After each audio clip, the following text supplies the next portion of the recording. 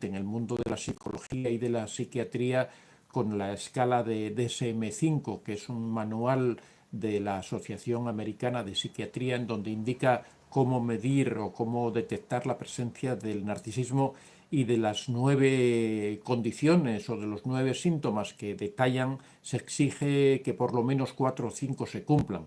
Entonces no se puede decir que porque un hombre controla el dinero de su mujer que es narcisista. Ahora, eso no quiere decir que eso esté bien. Eso está mal realmente. La mujer debe tener independencia, cualquier persona debe tener su propia independencia, ese dinero se lo ha ganado ella, por lo tanto ella tiene derecho de manejar ese dinero. La mujer tampoco debe permitir que sea el hombre el que controle su dinero, deben ser, hoy precisamente vamos a hablar de ese tema, vamos a hablar de cómo frenar el abuso del narcisista. Esto es una forma de abuso y vamos a explicar cuáles son los sistemas para evitar que ese abuso se produzca.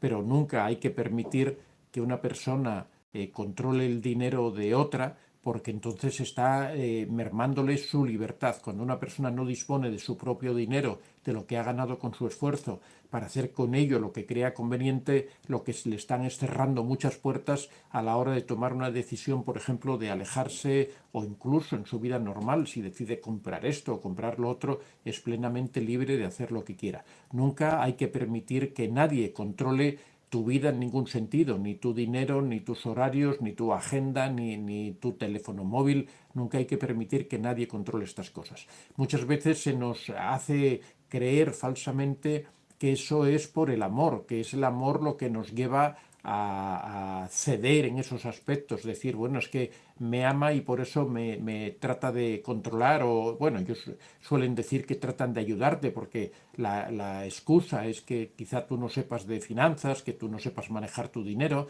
entonces ellos intervienen y tratan de manejar tu dinero. O sea, tú eres una persona disminuida mentalmente, que no eres capaz de entender cosas básicas como es gastar y no gastar, entonces son ellos los que intervienen, o ellas, los que intervienen para controlar tu dinero. Aparte de que independientemente de que sepas o no sepas manejar tu dinero, es tuyo, con lo cual puedes hacer con él lo que te da la gana, y si te lo quieres gastar por ahí en borracheras, pues te lo gastas en borracheras, ¿no? Que para eso te lo has ganado. Entonces, eso forma parte de la libertad de cada uno, hacer con nuestra vida lo que nosotros decidamos, sea correcto o no sea correcto. O sea, hay que respetar la libertad hasta el último extremo.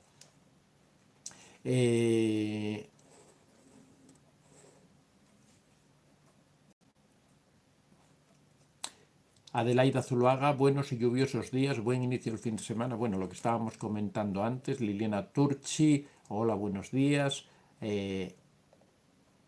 Un momentín, porque entran muchos mensajes de golpe y se salta. Aquí estamos. Ale Video News, buenas noches desde Brasil. Celestina Duarte, Irene Betancourt, buenas noches desde Miami. Eilen Feliciano, buenas noches, gracias por ser parte de la sanación de nuestro mundo. Liliana Turche, buenas noches Vicente, saludos desde Argentina. Cosa que odiaba de mi ex narcisista es que cuando le reprochaba algo me decía, ya empezó el show, patético.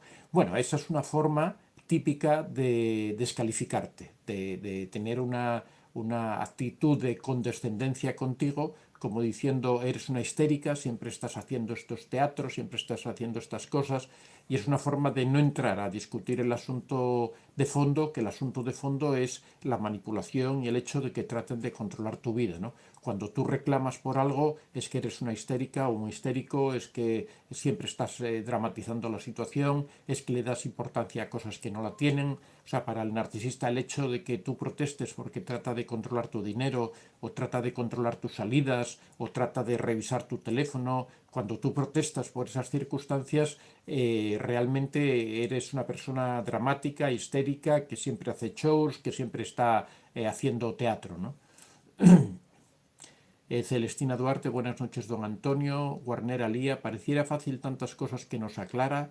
La realidad es que hemos permitido tanto por falta de firmeza y límites prematuros, mala autoestima. Efectivamente, precisamente hoy vamos a hablar de ese tema. Es muy interesante, es un tema que incide directamente en cómo es la relación con los narcisistas y por qué a veces dejamos que las cosas transcurran hasta unos límites que en realidad nos desagradan, que en realidad no querríamos llegar a esos límites, ¿no?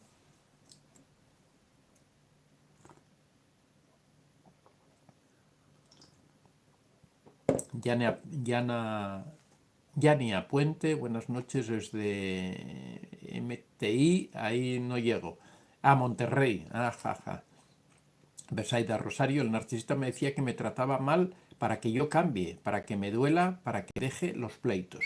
Bueno, o sea, lo mismo que se le dice a los niños, ¿no? Te castigo, te pego para que mejores, para que, bueno, en realidad ni a un niño se le debe hacer eso porque no se debe educar a base de pegar, ¿no? Yo siempre he creído que el padre que pega a su hijo, y yo lo he hecho, con lo cual ya me declaro culpable de eso, es porque no tiene otras armas porque es incapaz de solucionar el problema de otra manera, porque no tiene recursos, ¿no? Lo cual quiere decir que como padre tampoco es de lo mejor, ¿no? Y ya digo que yo me incluyo en ese capítulo, ¿no? Que nunca hay que recurrir a pegar, siempre hay que buscar otros sistemas, hay otras maneras de educar y bueno, ya en el caso de la pareja eso está absolutamente descalificado y fuera de lugar, ¿no? El hecho de tratar de castigar a otra persona para que aprenda, para que se conduzca. En primer lugar, en una relación todos somos adultos y nadie tiene por qué decirme a mí cómo me tengo o imponerme a mí cómo me tengo que comportar. En todo caso, podrá dar una opinión, podrá decir esto que haces no me gusta o sí me gusta, pero simplemente una opinión. Si él está contigo es porque te acepta como eres. Entonces es ridículo que si te acepta como eres y te quiere como eres, que pretenda cambiarte, ¿no? Y, o sea, él lo que quiere en realidad es, no te quiere a ti, lo que quiere es una imagen que él tiene de persona, entonces quiere que tú vayas cambiando, modificando tu conducta hasta que tú seas lo que él espera que seas, ¿no? O sea, realmente tienes que dejar de ser tú para ser otra persona para que él te pueda querer. Eh, Perlas del Rosario Becerra, bendecida noche, yo que compro juguetes a mis sobrinos y se esponja como gato. Alicia Conles, una mujer le preguntaba al esposo si le había salido buena la comida y le decía, te sacaste un 7 o un 8, nunca te voy a decir 10 porque si no, no vas a mejorar. Bueno, también es que también la mujer a lo mejor si sabe que le van a dar ese tipo de respuestas, quizá no debería preguntarle, ¿no? Quizá debería simplemente ignorarlo y ya está, porque las respuestas que dan no son respuestas adecuadas y aparte eso la está tratando como si fuera una niña, ¿no? Como el profesor en el colegio que le dice al niño, mira, no te voy a poner un 10 para que te sigas esforzando, ¿no? Barnera Lía dice, es triste que empáticos caigamos no solo una vez, sino hasta las de 2 veces o más con el narcisista, son muy hirientes. Gracias por ponernos atención y explicarnos, don Antonio. Sí, pero lo que hay que entender es que la empatía no es algo que debamos exhibir siempre y no es algo que no podamos manejar. La empatía es algo que nosotros debemos aprender a controlar, debemos ser empáticos cuando queremos ser empáticos y debemos aprender a limitar nuestra empatía. En el fondo, la empatía no es más que un exceso de facilidad para conectar con otras personas. Entonces esto es algo que debemos aprender es una parte de la emocionalidad, ¿no? Debemos aprender a controlar nuestra emocionalidad para no excedernos en esas circunstancias y no caer en las garras de personas que se dedican precisamente a buscar personas que son muy emocionales, que son que conectan con mucha facilidad, ¿no?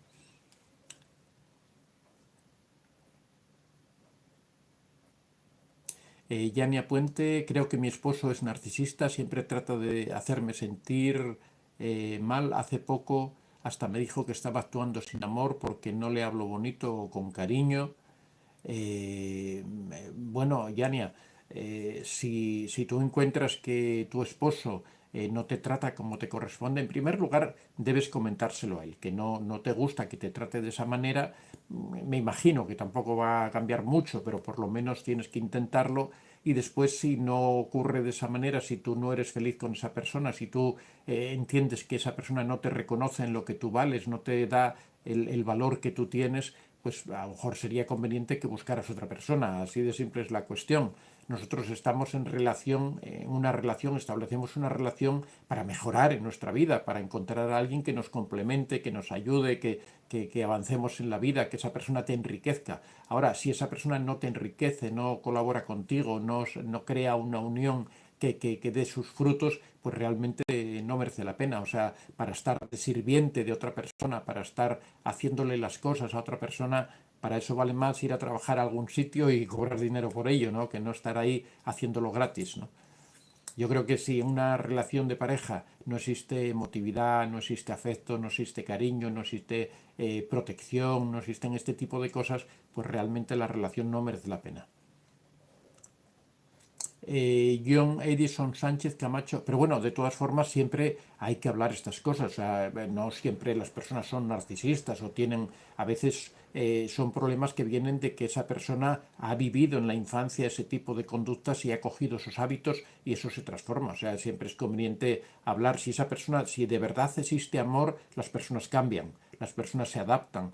Si yo amo a mi esposa, pues yo trataré de ir modificando mis conductas, las conductas que le pueden hacer daño o que le pueden molestar y de esa forma nos vamos acoplando. No siempre las parejas funcionan desde el primer momento. Hay veces que con el tiempo las parejas van ganando y se van entendiendo mejor.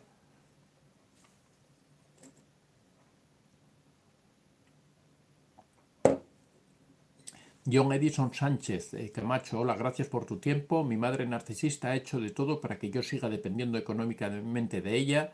Me he dado cuenta tarde, espero salir pronto de este rollo.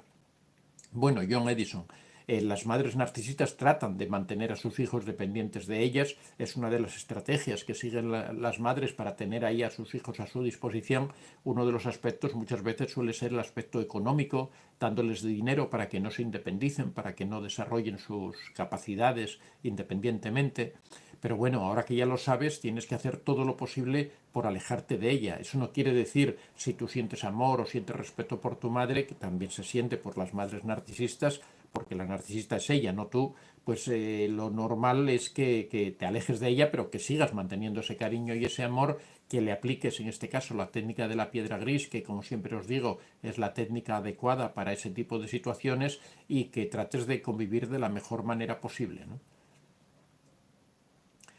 Osu Omiru de G, que es eso? Sí. Ser, hola.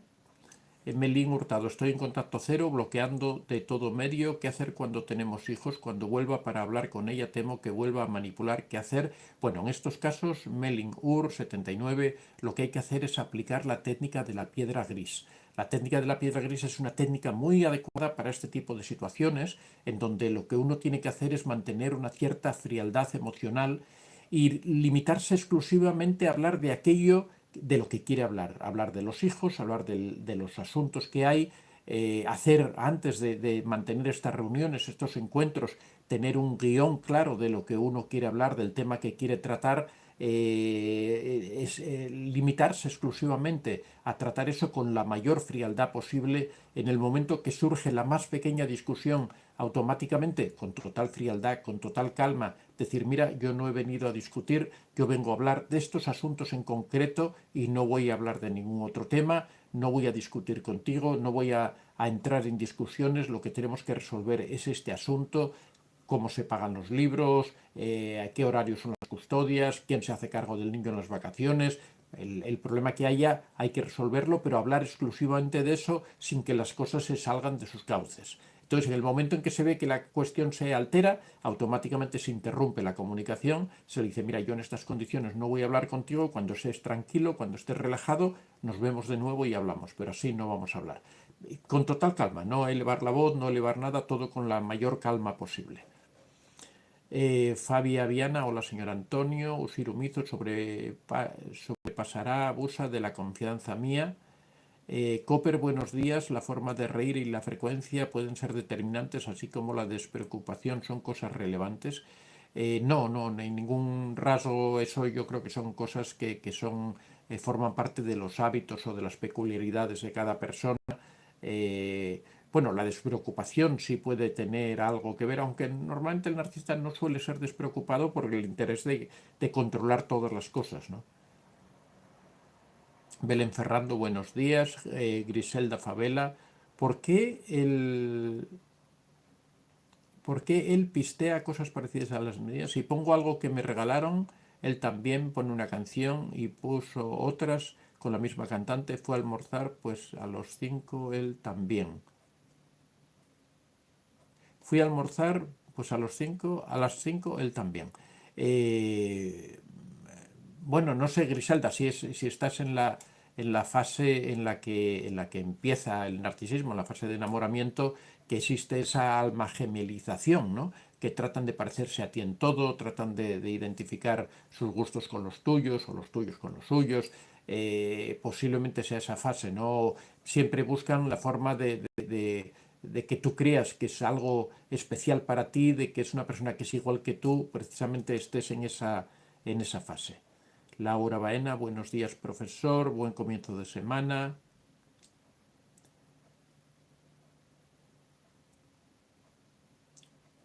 John Edison Sánchez, mi madre narcisista ha tratado de aislarme de amigos, vecinos y hasta de posibles parejas. Bueno, John Edison, lo que tienes que hacer es tratar de alejarte de tu madre. Ese es el consejo que te daría. O sea, ella va a tratar siempre de controlarte y de aislarte, así que lo que tienes que hacer es buscar la manera, independizarte económicamente y buscar la manera de alejarte de ella, cambiar de residencia. Pues entiendo por lo que dices de posibles parejas que ya eres una persona adulta, con lo cual lo mejor que puedes hacer es alejarte. Maite, muy buenas noches.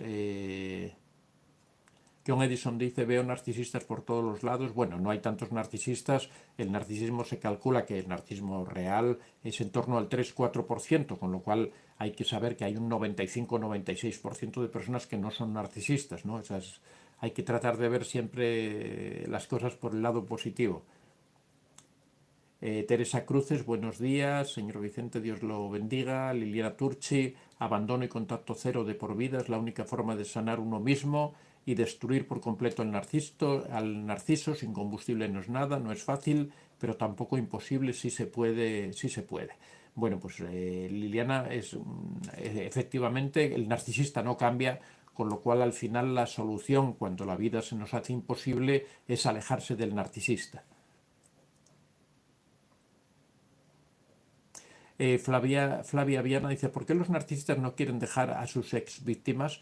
Bueno, porque saben, me imagino que te refieres a que siguen pendientes de sus víctimas, porque son sus ex víctimas, es por si acaso tienen que volver, ¿no? Porque como comentamos siempre que el narcisista siempre vuelve, a lo que nos referimos es a que para el narcisista es muy fácil volver a entrar de nuevo, o relativamente fácil volver a entrar de nuevo en la vida de otra persona, porque ya conoce los mecanismos adecuados, ¿no?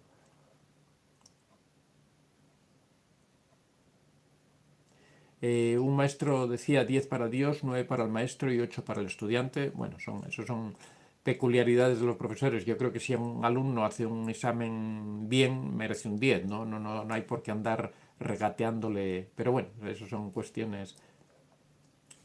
Antonio Lara, te agradezco mucho tus consejos. Cooper dice, ¿por qué cuando desconfían de ti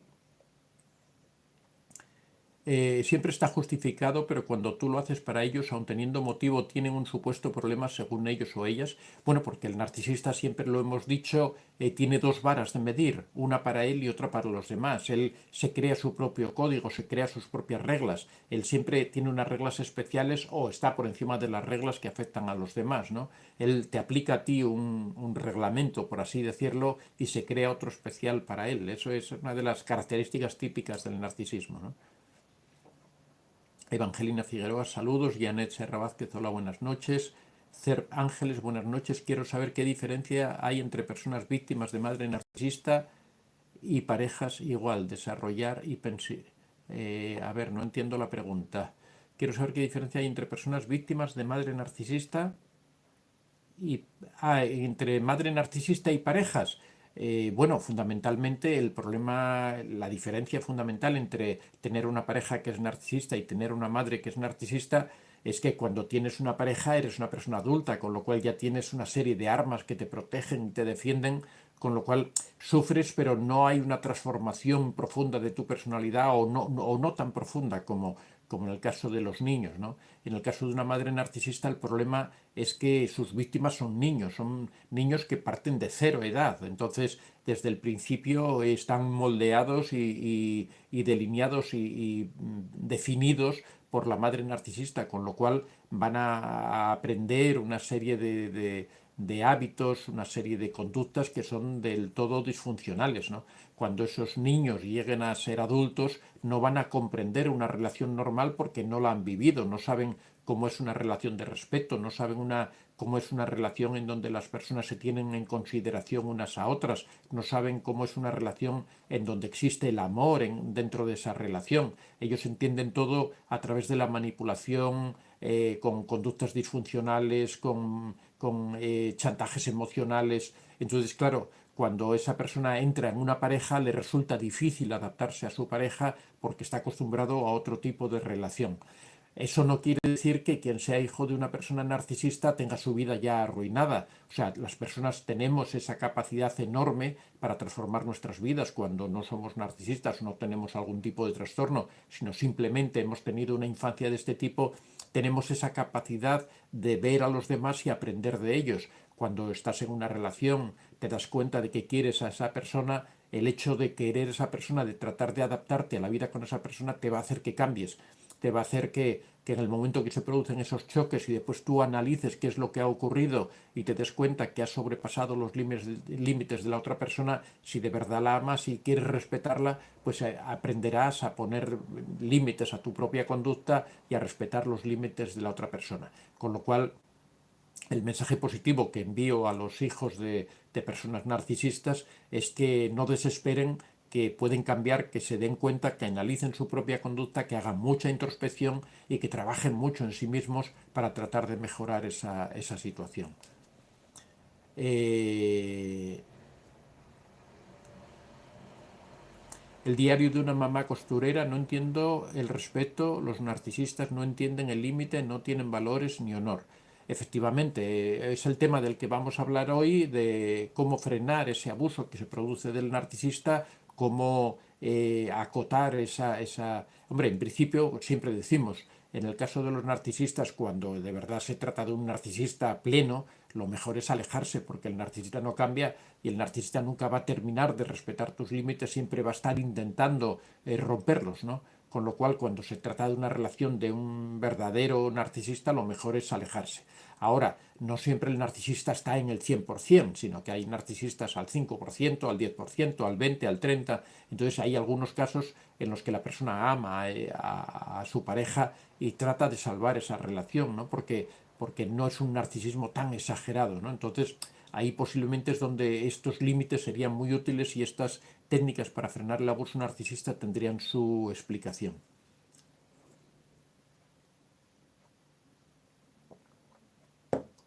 Cerp Ángeles dice: ¿qué diferencia hay entre hipersensibilidad? No entiendo. Bueno, falta la segunda parte de la pregunta. Entre hipersensibilidad y qué otra cosa. Porque hipersensibilidad no sé si lo relacionas con las personas altamente sensibles. Explícamelo, por favor. Y Guadalupe Gálvez: buenas noches, don Antonio, gracias por su canal, ya que he aprendido mucho, ojalá lo hubiera encontrado antes. Yo estoy en proceso de divorcio porque era 100% narcisista. Bueno, pues mucho ánimo, mucha fuerza, Guadalupe, y adelante. Griselda Favela: él está muy molesto porque le puse orden de restricción y ahora, según él, está muy contento y feliz, pero sigue checando mis redes sociales, va a parar. Bueno, pero lo que tienes que hacer es bloquearlo en tus redes sociales, tú olvidarlo, realmente aplicar el contacto cero como hay que aplicarlo. Si me permitís un segundo.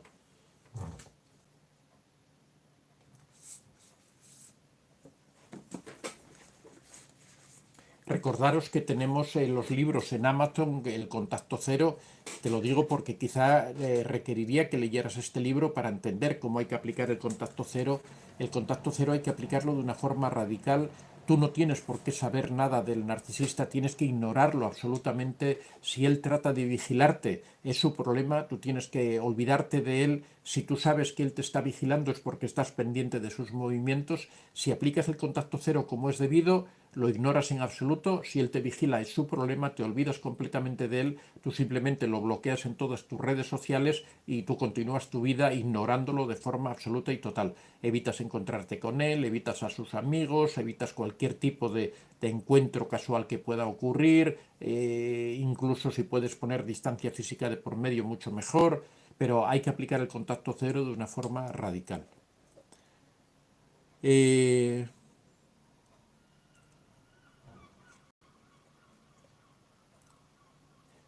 Ushiro Omiru: ¿por qué mi psicópata siempre huye y no hay más comunicación por su parte? Ahora yo ya no le hablo. Bueno, eso es, muchas veces es el famoso ghosting que aplican los narcisistas, que es desaparecer cuando les conviene, después se presentan como que no ha pasado nada. eh, Simplemente en esos casos tú hablas de que sabes que es que tiene esa condición de narcisista. En estos casos en que tu vida está completamente vuelta del revés, lo que tienes que hacer es terminar esa relación y buscar una relación correcta y coherente. Bueno, vamos a pasar ya al tema porque se nos va el tiempo contestando. Laura Baena dice si hay algún punto que nos confirme que una persona, un solo punto que nos confirme que una persona sea realmente narcisista, pues no. O sea, él ya comentaba antes que el criterio para el narcisismo es los síntomas que determina el DSM-5, determina 9 síntomas y hay que cumplir entre 4 y 5. Pero de todas formas es lógico que sean varios porque hay diferentes grados. Si solo hubiera un síntoma que fuera el que determinara, pues una persona o es narcisista o no lo es, al 100% o al 0%, ¿no? Y realmente no es así, como en todo tipo de trastornos psicológicos. Hay una gradación que va de 0 a 100 y dentro de esa gradación uno puede estar en cualquiera de esos 100 puntos intermedios, ¿no? Las personas igual son más inteligentes, menos inteligentes, más sociables, menos sociables y se mueven dentro de ese punto. Por lo tanto, no hay un solo síntoma que diga que una persona es narcisista por tener ese síntoma en concreto. Bueno, vamos a pasar al tema que traíamos para hoy, que el tema que poníamos para hoy era el tema de los límites. Eh,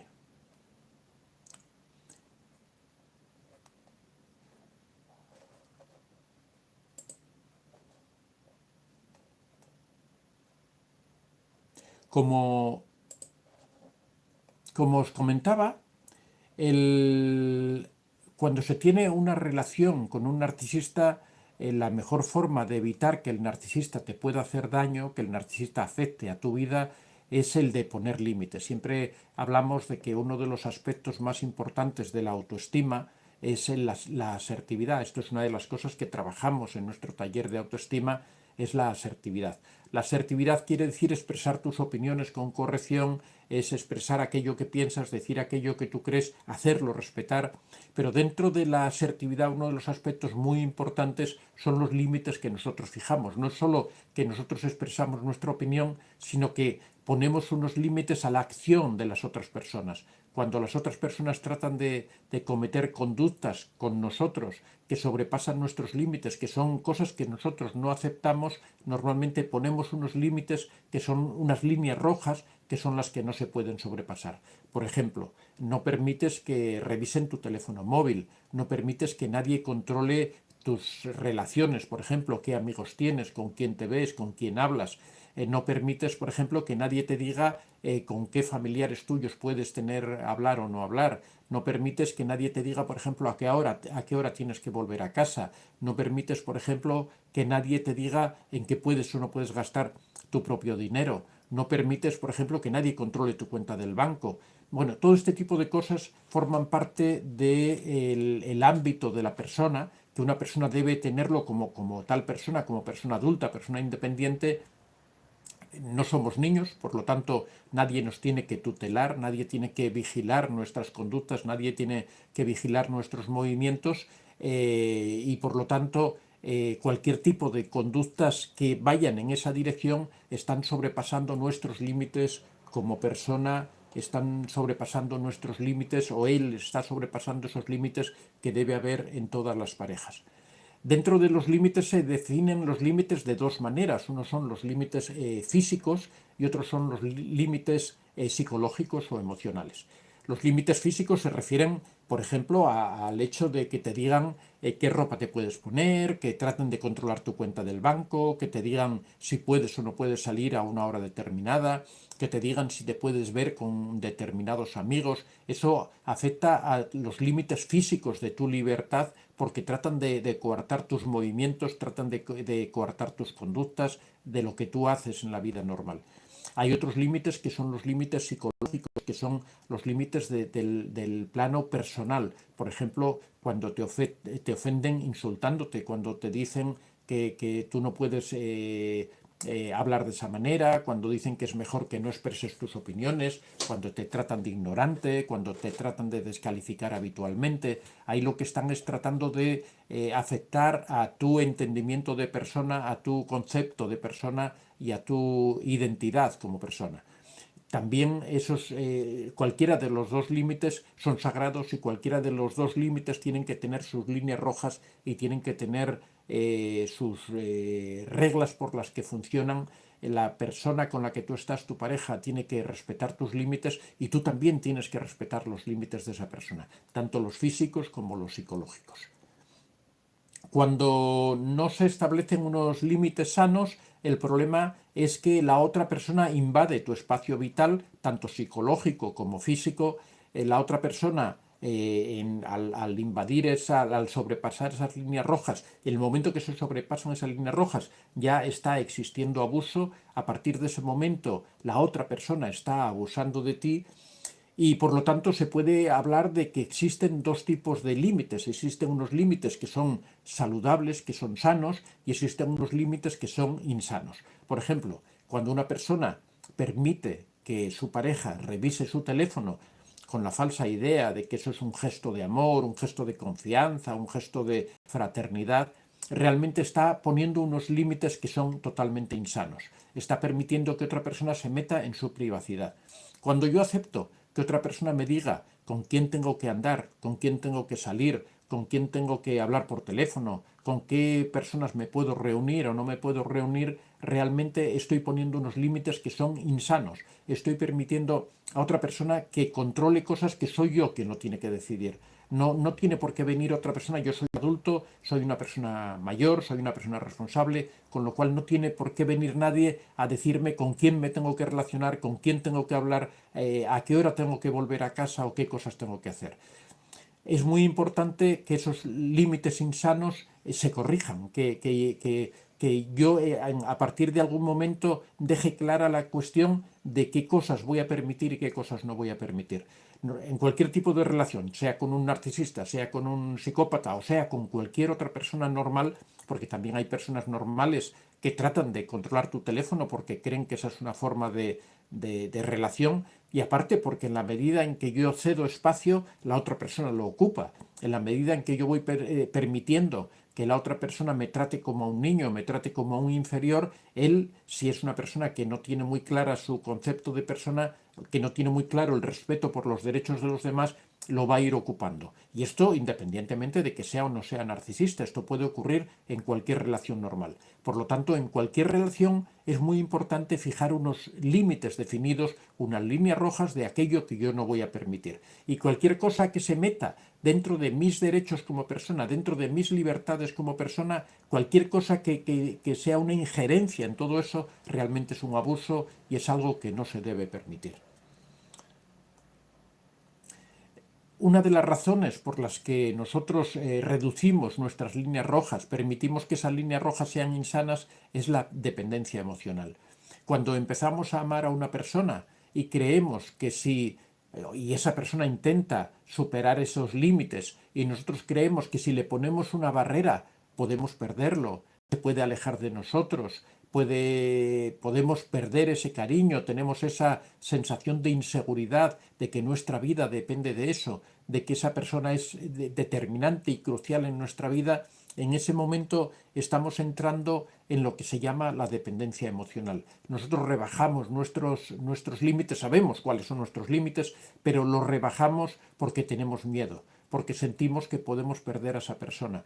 Normalmente la dependencia emocional no es amor. El problema de la dependencia emocional no es que amemos demasiado, no es que estemos completamente enamorados de esa persona, es que no tenemos una autoestima suficiente para valorarnos a nosotros mismos.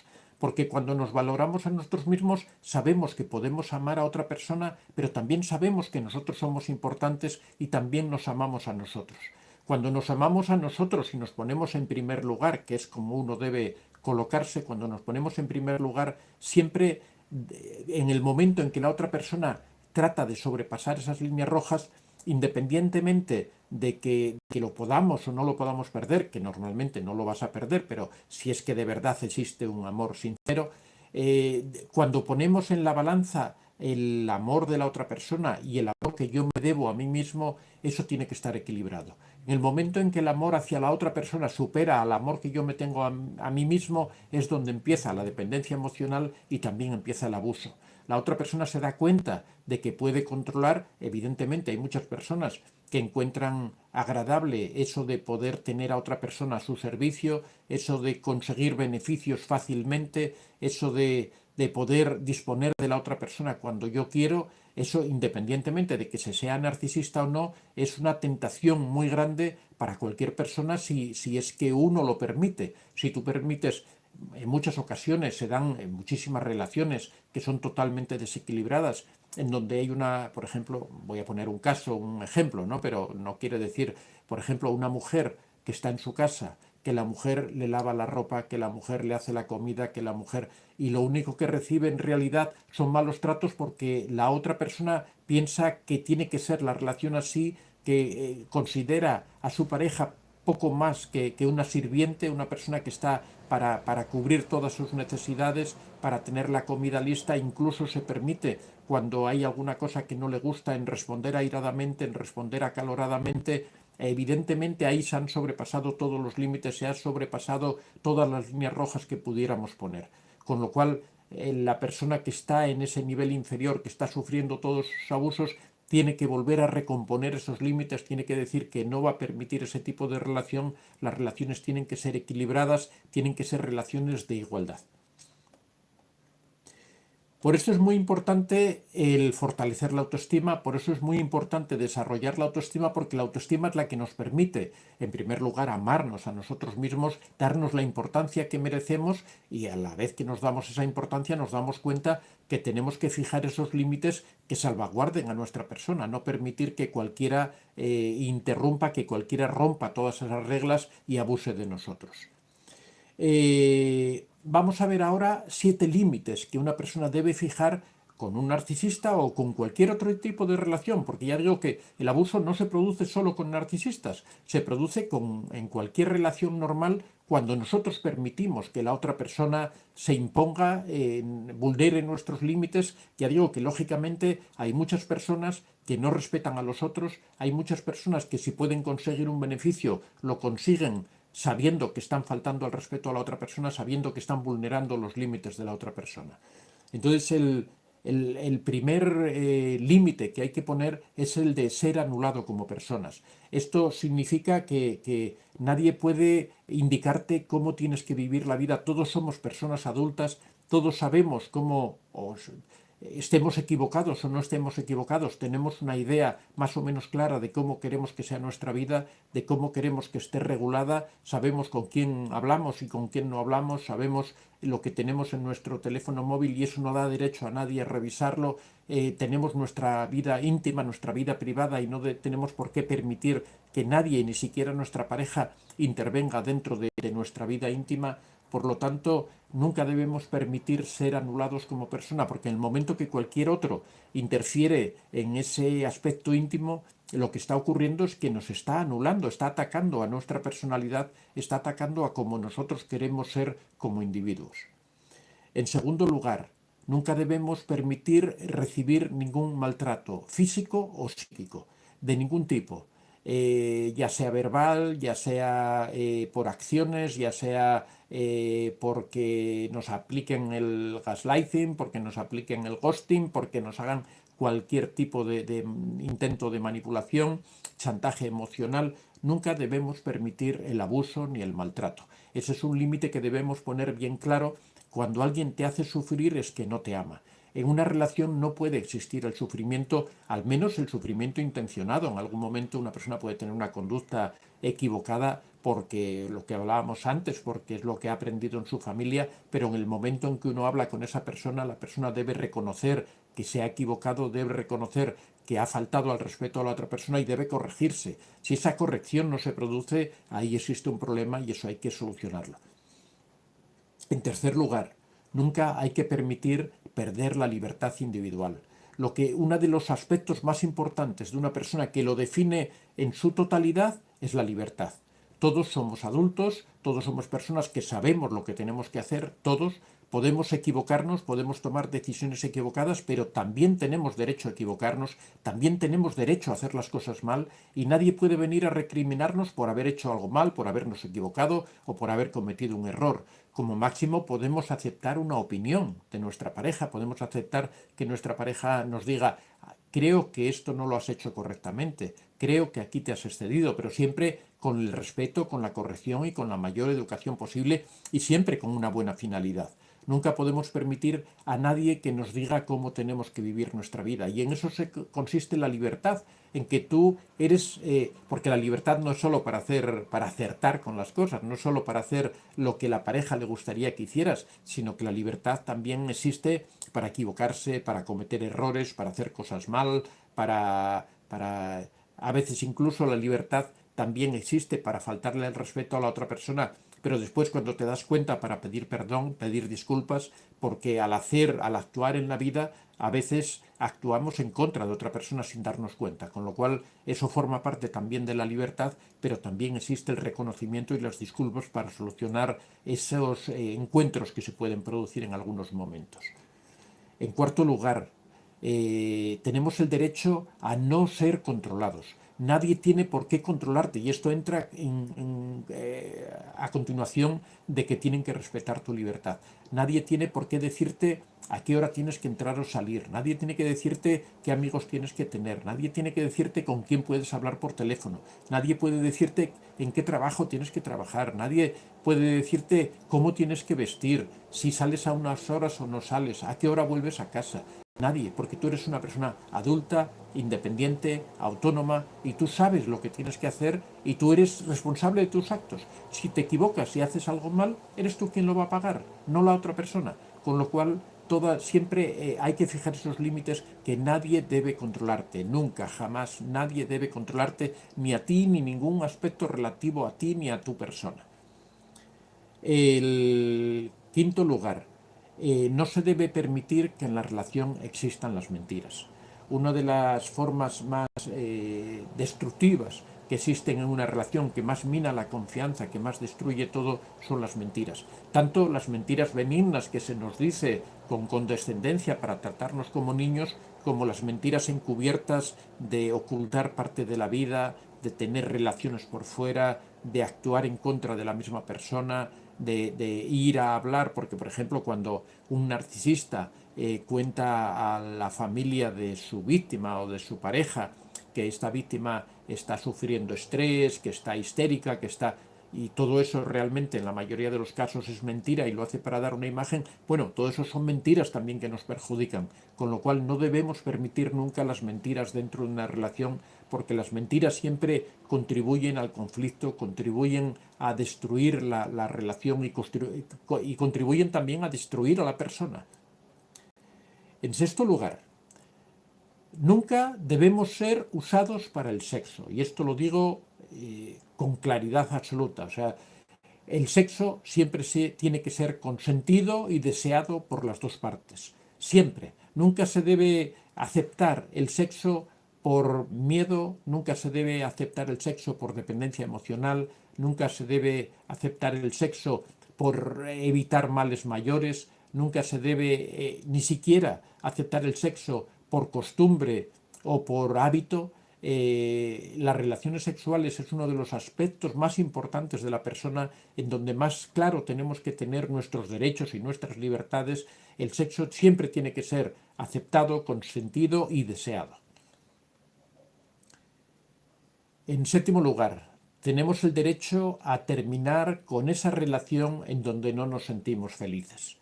Nadie nos puede condicionar de ninguna manera. Nadie nos puede decir: tú te has casado y estás obligado a convivir conmigo. Nadie nos puede decir: tú has tenido hijos conmigo y ahora tienes que continuar aquí a mi lado. Nadie puede hacer nada que impida nuestros movimientos para alejarnos de una pareja con la que no queremos estar, ni controlar nuestra cuenta del banco, ni controlar nuestros contactos del teléfono, ni tratar de influir para que no encontremos un trabajo. Esas son las tácticas típicas de los narcisistas para impedir que la persona se aleje y nunca tienen derecho a actuar de esa manera. Cuando actúan de esa manera están rompiendo nuestros límites como personas y están sobrepasando ese campo que forma parte de la intimidad de la persona, que forma parte del hecho de ser como individuos independientes. Así que como ya para terminar, como conclusión, 4 consejos para definir correctamente los límites que tenemos que poner con relación a las otras personas, no solo a nuestras parejas, porque aquí estamos hablando, centrándonos mucho en el aspecto de la pareja, pero esto también se aplica a los compañeros de trabajo, también se aplica a nuestros amigos en las reuniones sociales, también se aplica a nuestros familiares que muchas veces sobrepasan esos límites. Cuántas veces nuestra madre, nuestro padre intentan meterse en nuestra vida de pareja o nuestros suegros intentan intervenir. Entonces, el primer consejo que te daría, y que esto hablamos muchísimo en nuestro taller de autoestima, el primer consejo que te daría es practica el autoconocimiento. Trata de conocerte a ti como persona para saber a qué tienes derecho, saber qué es lo que deseas, saber qué es lo que quieres, tener muy claros tus objetivos, tener muy claros tus límites, tener muy claras las metas que te vas fijando para cada día, para cada semana, para cada mes, a dónde quieres llegar, tener muy claro tu propósito de vida. Todo eso forma parte del autoconocimiento y eso uno llega al conocimiento de eso gracias a la introspección. Por eso es necesario dedicar todos los días un tiempo a la meditación, a la reflexión, para llegar uno a la conclusión de cómo es, qué es lo que desea, qué es lo que quiere, por dónde quiere que transcurra su vida. En segundo lugar, por supuesto, trabaja la autoestima en general, trabaja la inteligencia emocional, trabaja la asertividad, trata de fortalecerte como individuo. Insisto siempre, la autoestima es la columna vertebral de la personalidad. Desarrolla tu autoestima porque eso te hará independiente, te hará libre, te hará una persona autónoma que no dependas de los demás. En tercer lugar, aprende a comunicarte con asertividad. Esto también forma parte de la autoestima. En realidad, todo forma parte de la autoestima. La asertividad es expresar tus opiniones con claridad, con tranquilidad, dejar claro a las personas qué es lo que piensas. Y eso significa también poner límites. Decir, esto me gusta y esto no me gusta, esto lo permito y esto no lo permito, para que la persona con la que te relacionas tenga muy claro hasta dónde puede llegar y dónde no puede sobrepasarse, qué líneas rojas no puede cruzar. Y en último lugar, también, y muy importante, sé empático. Trata de comprender a las otras personas, trata de entender por qué actúan como actúan. Como os digo, no todo el mundo que se porta mal es narcisista, ni psicópata, ni sociópata. Hay muchas personas que se comportan mal porque es lo que han vivido en su familia. Hablamos de hijos de narcisistas, hablamos de personas que se han educado en ambientes disfuncionales. Esas personas, por supuesto, pueden ser maravillosas personas, pero no saben vivir dentro de una relación, no conocen las reglas, no conocen el respeto por la otra persona.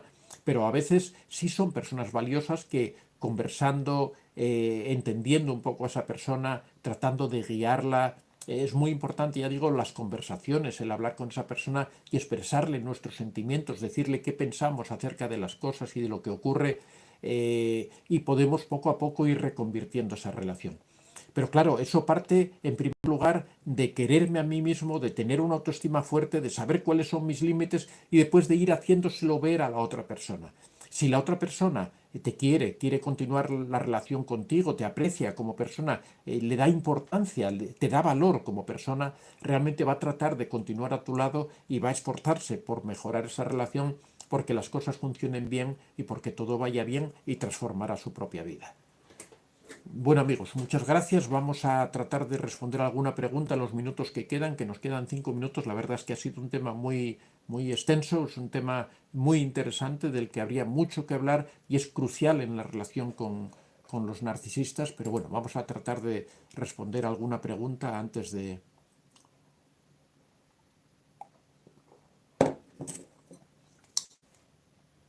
Bueno, ahora voy a saltarme todos los saludos para...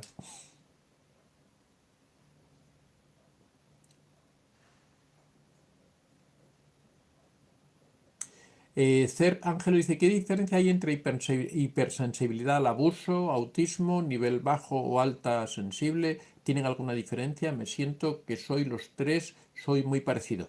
Cerp Ángeles, lo más posible, yo entiendo que es que seas una persona altamente sensible, ¿no? Porque en estos casos, porque, bueno, mezclas aquí un montón de cosas, ¿no? Hipersensibilidad al abuso, autismo en un nivel bajo, altamente sensible. Lo más fácil de todo es que seas una persona altamente sensible. Lo que tienes es que reflexionar un poco, analizar un poco cómo se da esa sensibilidad que tienes para así poder un poco determinarla. Pero bueno, no se va a dar un trastorno múltiple, ¿no?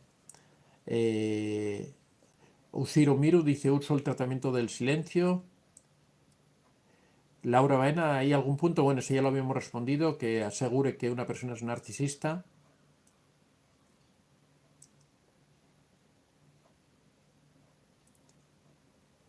Bueno, y aquí a ver, es que se me saltan las preguntas.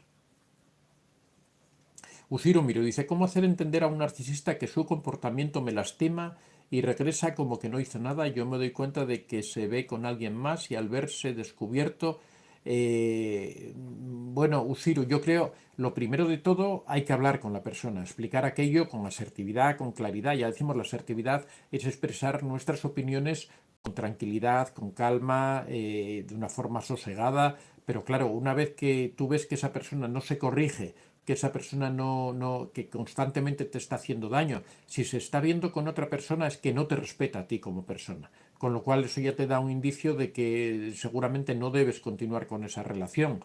Pero si tú hablas con esa persona y esa persona no se corrige y persiste en lo mismo y te sigue haciendo daño, lo mejor es que te vayas, que termines esa relación. Belén Ferrando, yo traté de poner límites, imposible, lloraba y me decía como un niño, no me maltrates, otra vez, desconfías de mí, ya sabes que no puedo con la desconfianza. Bueno, si tratas de poner límites y no se respetan esos límites, lo que hay es que hacer es terminar esa relación. O sea, uno debe luchar un poco por la relación, pero claro, cuando tú ves que la otra persona no pone nada de su parte, pues simplemente hay que acabar. No se puede, no merece la pena gastar la vida con personas que realmente no merecen la pena. Eh,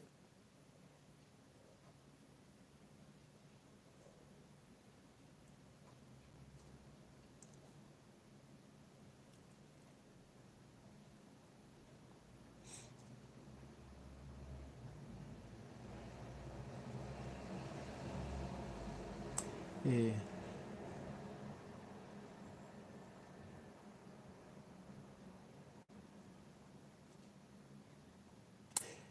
Estela Evantia dice, hola genio de Argentina, Evantia, mi nombre, siempre te sigo.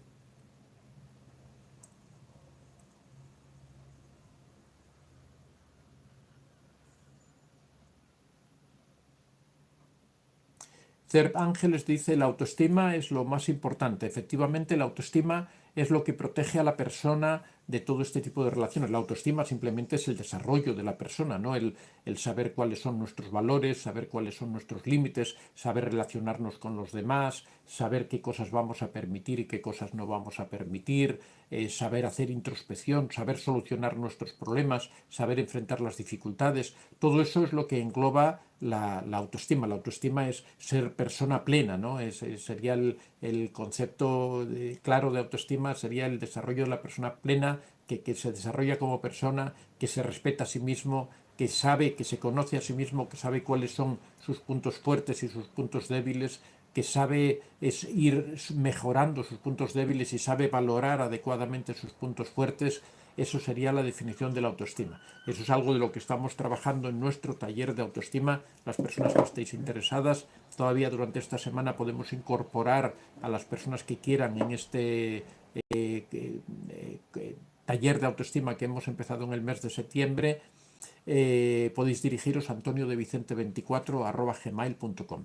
Recordaros que tenemos a la venta los libros Contacto Cero, La Piedra Gris, Cómo se lo explico al corazón, que ha sido número 1 de ventas en el mes de agosto. Muchas gracias a todos, se ha vendido de maravilla este libro, ha sido una revelación, ha superado a La Madre Narcisista, que era hasta ahora, llevaba 2 o 3 meses siendo el número de uno en ventas. Cómo reconocer a un narcisista, que ha empezado este mes muy fuerte, vendiéndose muy bien. Este libro es el que va primero este mes. La madre narcisista, que ya os digo que llevaba 2 o 3 meses en primer lugar, y Dependencia emocional, un libro muy interesante que explica todo este problema que existe con los narcisistas cuando una persona desarrolla la dependencia emocional. Todos estos libros los tenéis en la plataforma Amazon, ponéis en el buscador Antonio de Vicente y os lleva directamente a la página donde están los libros. Ya sabéis que no estamos en el primer lugar porque no pagamos por promocionar nuestros libros, pero si buscáis 2 o 3 líneas para abajo los encontraréis. Bueno amigos, muchas gracias. Han quedado preguntas sin responder.